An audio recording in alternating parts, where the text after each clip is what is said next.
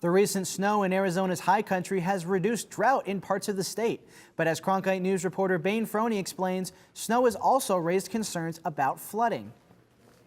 A record 40 inches of snow fell in Flagstaff last week. That's not very uncommon, according to Ken Waters. He's a meteorologist with the National Weather Service. Waters says this is the first time in 9 years that Arizona has had above average precipitation. It usually melts slowly, and so it helps to really recharge a lot of the water supplies, and it's a good thing. And that's helping to help lessen any effects of the drought that we have. Arizona has been in a drought for 19 years. But this week's U.S. Drought Monitor report shows that far northeastern Arizona is out of extreme drought. Still, drought is a concern.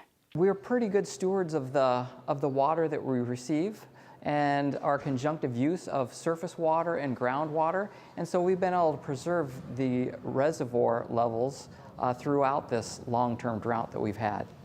Waters says even in a drought, flooding is possible as temperatures continue to rise throughout the valley. We do have one area that is a concern here in Arizona, and that's Tonto Creek, area in southern Gila County.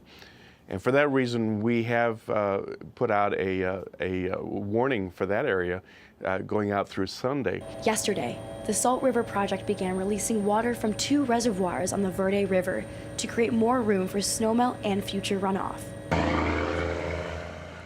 Meanwhile, first responders gathered this week at the White Tank National Park to practice an emergency drill. The thing is, these teams don't normally work together, so this gives them an opportunity to see what kind of areas they need to improve on. Tim Clarkowski is a police sergeant with the city of Surprise. He says this drill covered everything from how to respond to drug cartel operations to how to handle unexpected flooding. In future drills, we're going to start looking at some of those actual hands-on sort of exercises where now we're putting people to the test at swift water rescues for flooding, for example. Potential flooding could happen in the weeks to come, but Waters says for now he's keeping a watchful eye for potential storms coming into Arizona next week. He warns drivers to be safe on the roads, especially when it's raining. Bayne Froney, Cronkite News.